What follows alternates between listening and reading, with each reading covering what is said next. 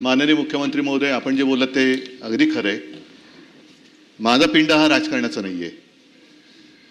माझा मूळ स्वभाव हा कलाकाराचा आहे.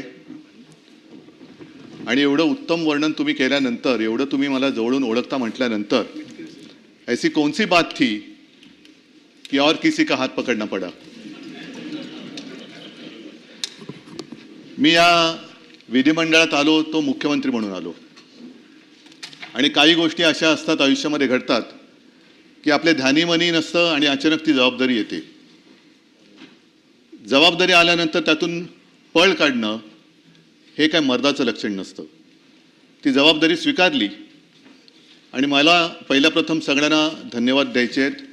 ते म्हणजे सर्व माझे त्यावेळेचे आजी माजी सहकारी जे आहेत,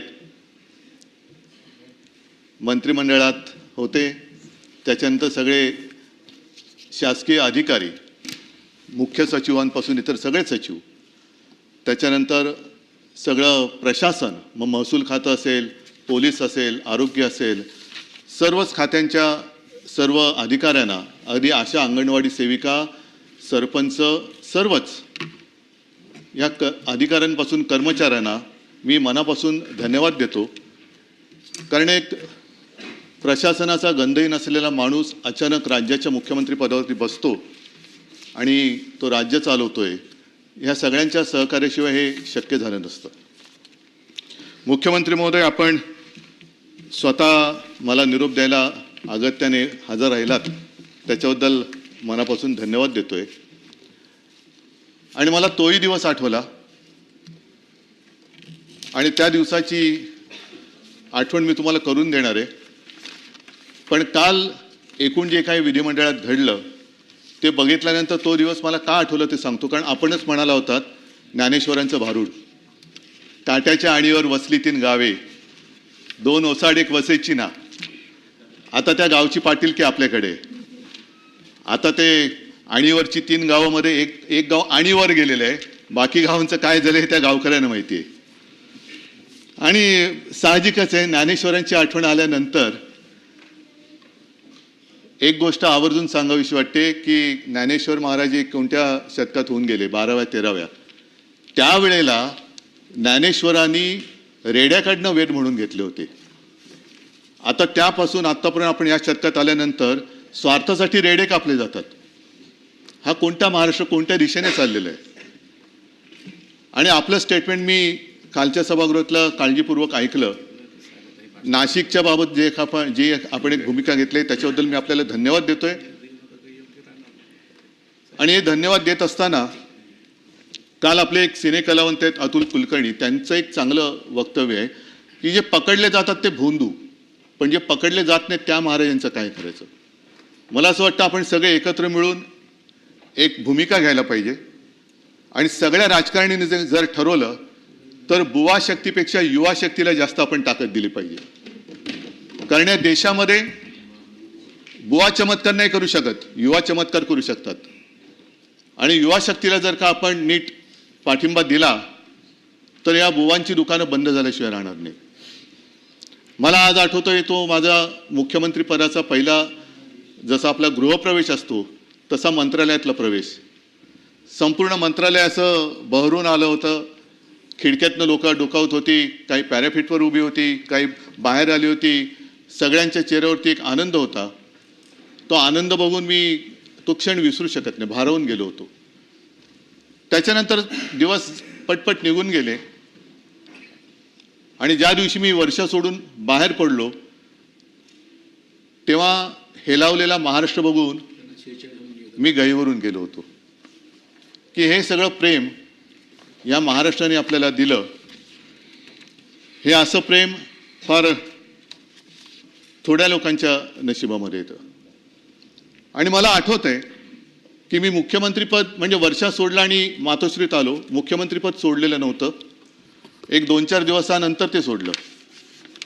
आणि त्या काळामध्ये साहजिकच आहे, घरी बसून म्हणजे मातोश्रीत बसून मी कारभार करत होतो. अनेक मंत्रीसुद्धा घरीच येत होते, घरीच त्याच घरातून त्यांना पदं दिली होती, ते घरी बसूनच दिली होती.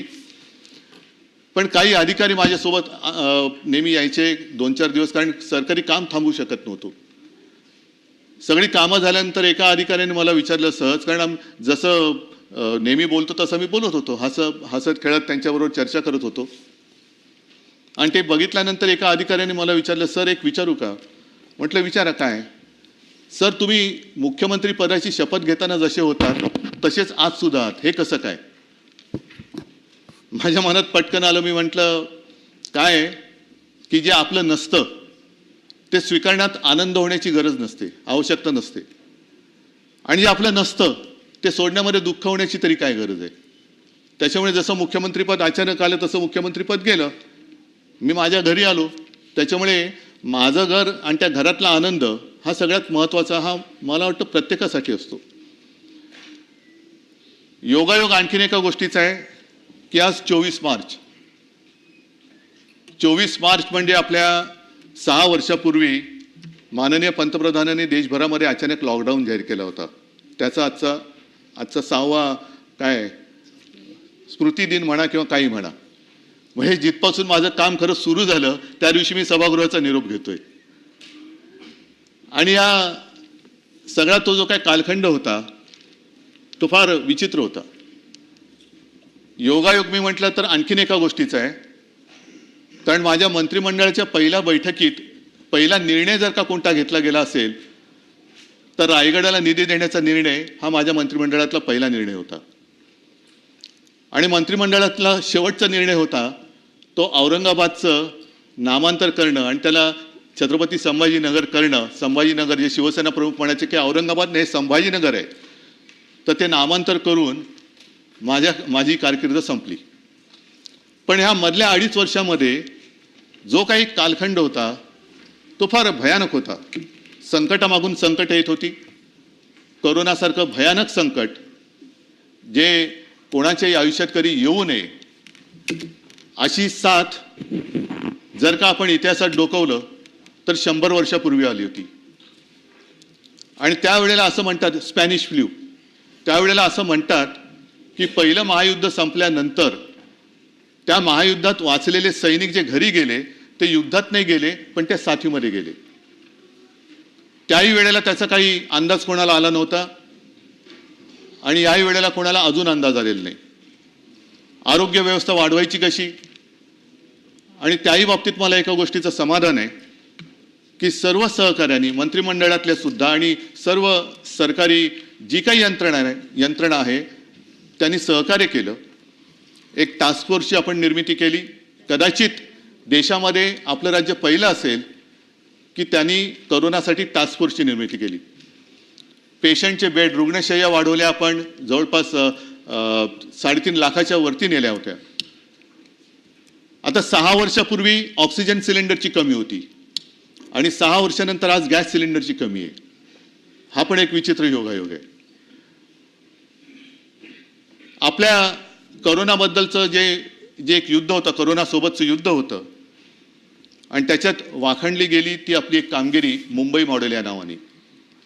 मुंबई मॉडेलची त्याची वाखाणणी ही जगभर झाली. अगदी WHO ने सुद्धा केली. न्यूयॉर्क टाइम्समध्ये सुद्धा त्याच्याबद्दल माहिती आली, बातमी आली. विशेषतः धारावीमध्ये लागण झाल्यानंतर एवढी गच्च असलेली धारावी, त्यावेळेला धारावीकडे कोणाचंही लक्ष नव्हतं.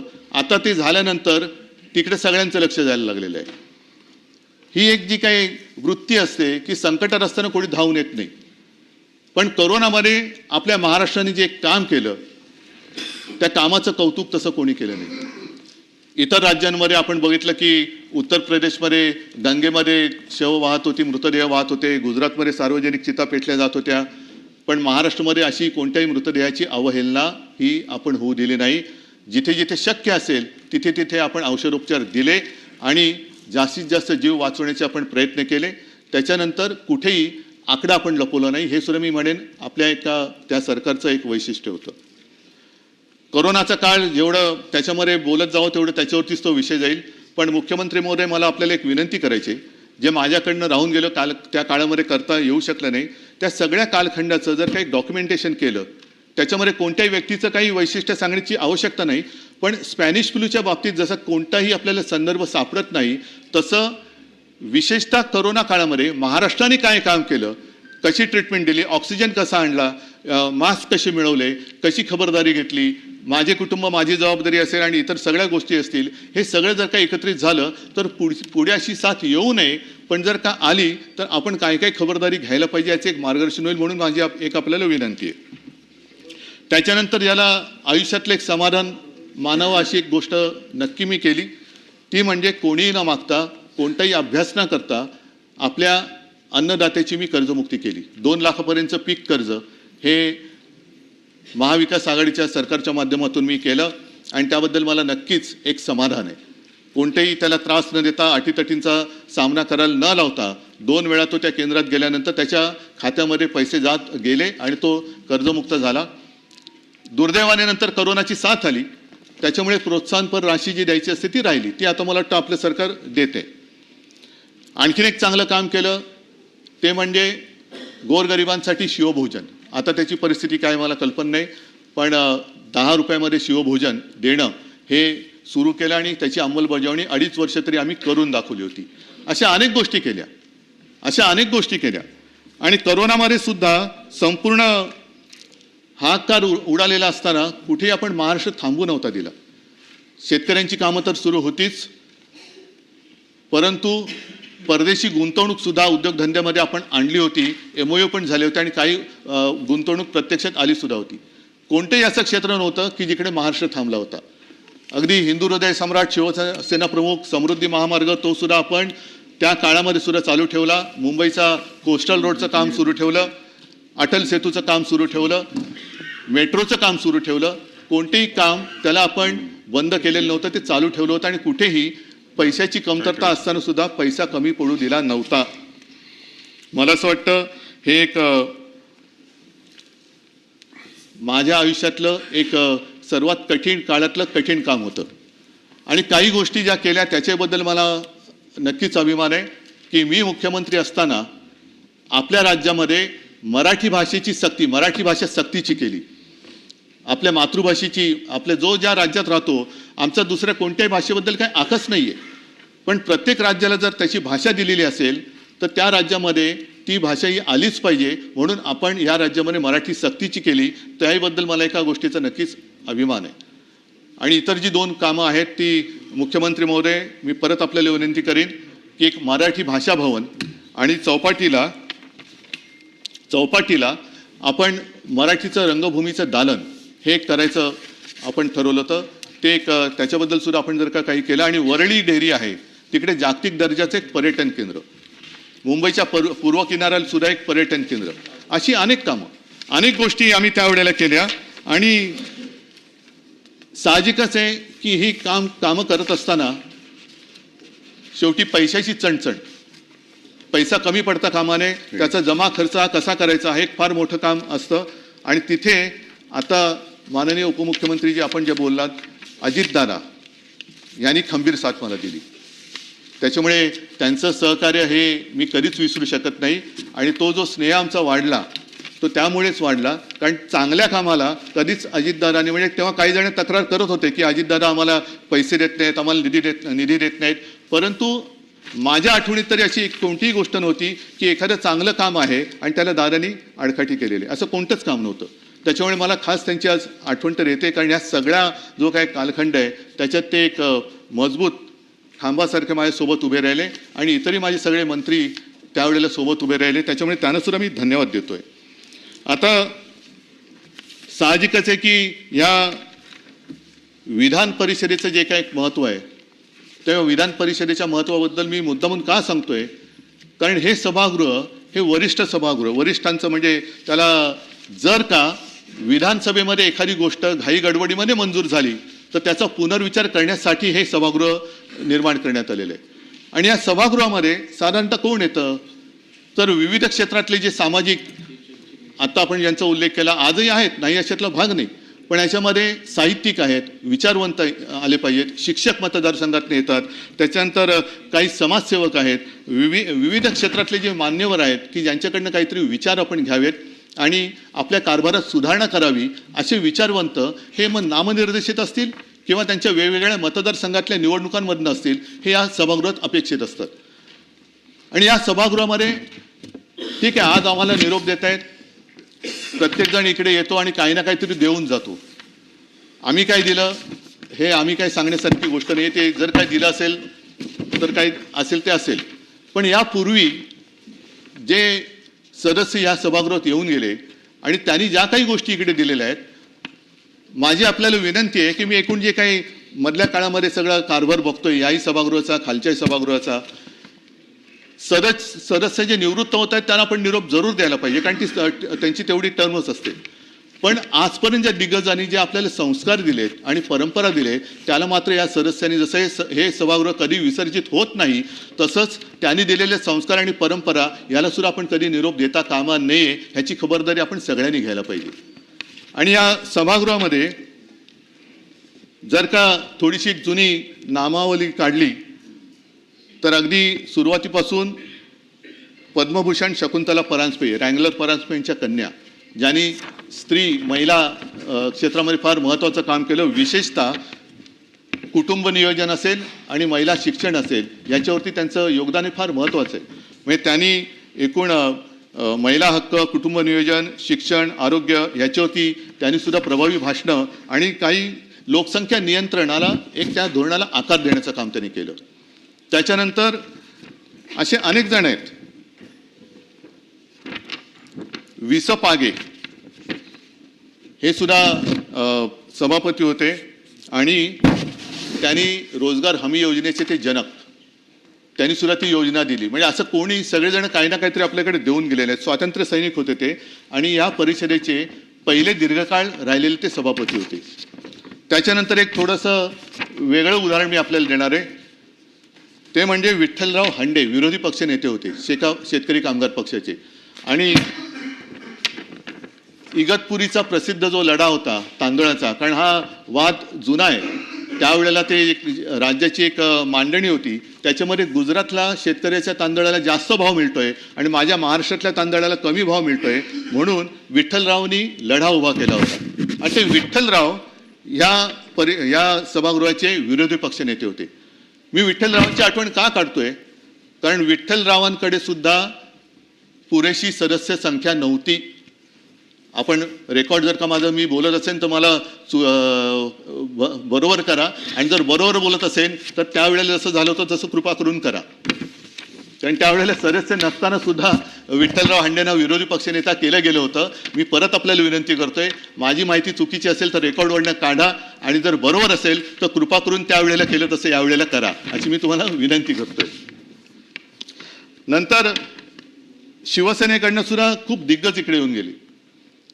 अगदी माजी मुख्यमंत्री, माजी लोकसभेचे अध्यक्ष पद्मभूषण मनोहर जोशी, सुधीर भाऊ जोशी, दत्ताजी साळवी, दिवाकर रावते, सुभाष देसाई, अरविंद सावंत, विनायक राऊत, विलास अवसट, विलास पोतनीस, रवींद्र मिर्लेकर, अगदी कवी शांताराम नांदगावकर सुद्धा आम्ही या सभागृहात पाठवले होते.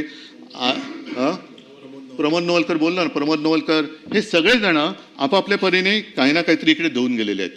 आणि ह्या सगळ्या कालखंडामध्ये जे इतर, म्हणजे काँग्रेसकडनं सुद्धा काही चांगले सदस्य आले, काही भारतीय जनता पक्षाकडनं आले, पण त्याच्यामध्ये गदी माडगुळकर होते. त्याच्यानंतर रानकवी हाच त्यांना ती उपाधी दिला होता, ते नादो महानोर होते. रासू गवई होते, रामदास फुटाणे होते, लक्ष्मण माने होते, जयंतराव टिळक होते. हे सगळे इकडे, ही सगळी दिग्गज लोक, आणि त्या दिग्गजांच्या समोर आपण खरंच ती जी काय प्रतिष्ठा, ती जी काय परंपरा आहे, ती या सभागृहाची राखली आहे का, हा सुद्धा प्रश्न आपण सगळ्यांनी जर का मनाला विचारला तर त्याचं उत्तर काय मिळते हे लगेच कळेल. या निमित्ताने मला गदी माडगुळकर आहेत, नादो महानोर आहेत, यांच्या 1-2 कविता, ह्या 2-2 ओळी मी वाचतो, त्या वाचल्याशिवाय मला राहवत नाही आहे. गदी माडगुळकर म्हटल्यानंतर त्यांचं एक गाणं प्रसिद्ध आहे. आता आज तर उद्धव ठाकरेंना निरोप देत आहेत, पण त्यांचं एक गाणं आहे, पण तो उद्धव वेगळा होता. पण त्यांनी त्यावेळेला केलेल्या सरकारचं वर्णन आजच्या सरकारला लागू पडतंय का?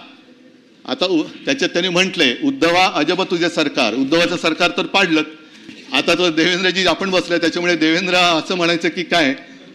आणि त्याच्या पुढे त्यांनी म्हटले, लहरी राजा प्रजा आंधळी अधांतरी दरबार अजब तुझे सरकार. आता गाळलेल्या जागा भरा, कोणाचं सरकार असेल त्यांचं नाव त्याच्यात टाका आणि पुढची कविता म्हणा. लबाड जोडती इमले माड्या गुणवंतांना मात्र झोपड्या पतिव्रतेच्या गळ्यात धोंडा वेश्येला मणिहार अजब तुझे सरकार. ही पूर्ण कविता आहे, पाय असेल तर आपल्याला पाठवून देतो. त्याच्यानंतर गदी माडगुळकरांनी आणखीन एक फार चांगली कविता आहे लिहिलेली आहे.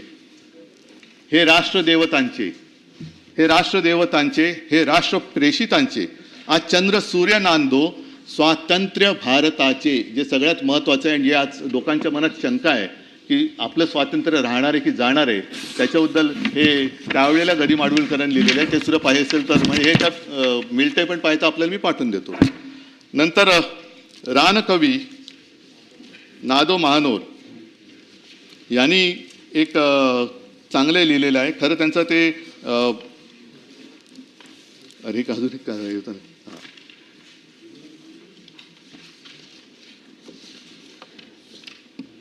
याच्यात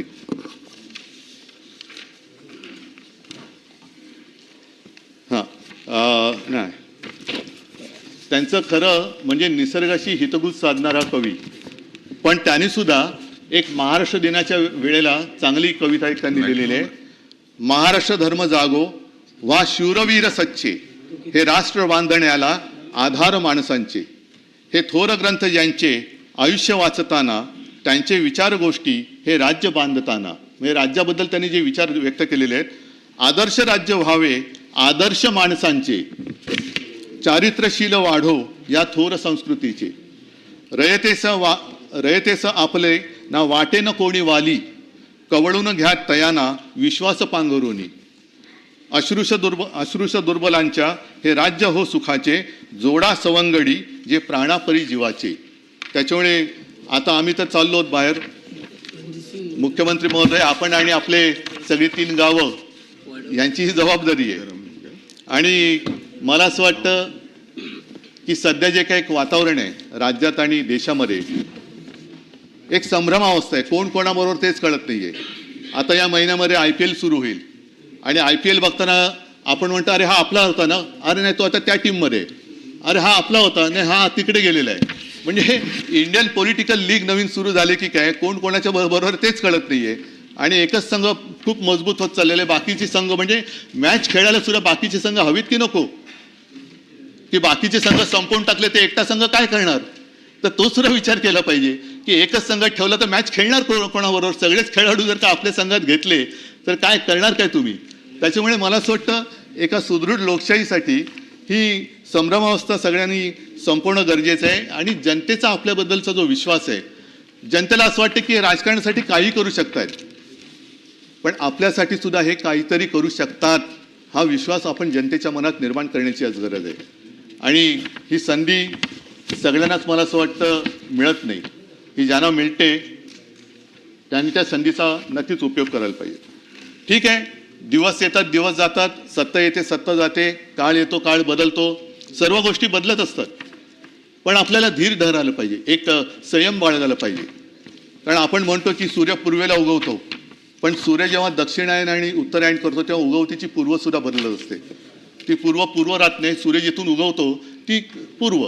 आणि हे सगळं बदलत असताना आपण ठरवायला पाहिजे की आपण प्रवाहाबरोबर वाहत जायचं, लाटेबरोबर वाहत जायचं, की ठामपणाने थांबून प्रवाह योग्य दिशेने वळवायचं. हे ज्याचं त्यांनी ठरवणं हे आवश्यक असतं. आणि जे असे लाटेबरोबर वाहत जातात त्यांच्यासाठी म्हणजे काही स्वतः काही करत नाही पण लाटेबरोबर वाहत जायचं, तर त्यांच्यासाठी विंदा करंदीकर यांनी एक फार छान लिहिलेलं आहे. त्यांनी असं लिहिलं आहे की ही लाट आहे तोवरी खुशाल तू गाजून घे, गाजण्याला अर्थ कितीसा ते जरा समजून घे. म्हणजे तू गाजतोयस, ते लाटेवर आहेस म्हणून गाजतोयस, लाट गेल्यानंतर काय करशील. तर या काही गोष्टी त्यांनी फार छान लिहिलेल्या आहेत. म्हणजे आपण या सगळ्यांकडनं काही ना काहीतरी घेतलं पाहिजे. आणि त्यातल्या थोड्या जरी गोष्टी आपण आपल्या वागणुकीत आणू शकलो तरी महाराष्ट्र आपल्या देशातलं जे एक सर्वोत्तम राज्य आहे ते आणखीन चांगलं राज्य होईल. विंदा करंदीकरांनी आणखीन पुढे जे लिहिलेलं आहे ज्याचा मला उल्लेख करावा असं वाटतो की केले कुणास्तव ते किती हे कधी मोजू नये, होणार त्याची विस्मृती त्याला तयारी पाहिजे. जो अनुभव मी घेतोय, डोक्यावरी जे घेऊनी आज येथे नाचती, घेतील ते पाय तळी, त्याला तयारी पाहिजे. हे सगळं आयुष्य आहे. म्हणजे जे डोक्यावर घेऊन नाचतात तेच एक दिवस आपल्याला पायतळी तुडवायला बघत नाहीत, कारण त्यांना स्वतःला जेव्हा काही पाहिजे असतं त्यावेळी ते कोणी काय दिले हे काही न बघता ते आपल्याला सरळ तुडवून पुढे जात असतात. आणि हे विंदांचं झाल्यानंतर एक सुरेश भटांची मोठी कविता आहे, त्यातली 4 ओळी मी मुद्दामून सांगतो, जी कदाचित म्हणजे मलाही वाटलं की इकडे वाचावी. मित्र कोण आणि शत्रू कोण गणित साधे कळले नाही, नाही भेटला असा कोणी ज्याने मला छळले नाही, रुसून राहिले माझ्या अगदी जवळचेच पण मी कोणाला कळलोच नाही. हे सुरेश भटांची कविता आहे. आणि मला असं वाटतं की हे जरी खरं असलं तरी मला जी काय संधी मिळाली होती त्या काळात जे मी केलं ते प्रामाणिकपणाने केलं, आणि ते प्रामाणिकपणाने केलं म्हणून महाराष्ट्रातली जनता मला त्यांच्या कुटुंबातली एक सदस्य मानते. मी या मायबाप जनतेला मानाचा मुजरा करून आपल्या सर्वांचा या सभागृहात निरोप घेतोय. जसं मगाशी मुख्यमंत्री महोदय आपल्या आधी मी जेव्हा आलो तेव्हा तुमच्या आधी मी जे बोलत होते त्यांचं थोडंसं ऐकलं की कुठे भेटू. मी मुख्यमंत्री महोदय थोड्या वेळाने आपल्याला भेटायला येणार आहे, पण काही जणांना रणांगणात, काही जणांना कुठे, आणि काही जणांना असं वाटतं की इथे भेटलात तर अशी काही लोक आहेत. असो, मी या सभागृहात सर्वांना धन्यवाद देतो. आणि माझ्यासोबत जे इतरही सदस्य निवृत्त होत आहेत त्यांना सुद्धा मी भावी त्यांच्या कारकिर्दीसाठी खूप खूप शुभेच्छा देतो, सुयश चिंततो आणि आपला निरोप घेतो. धन्यवाद सगळ्यांना. जय हिंद, जय महाराष्ट्र.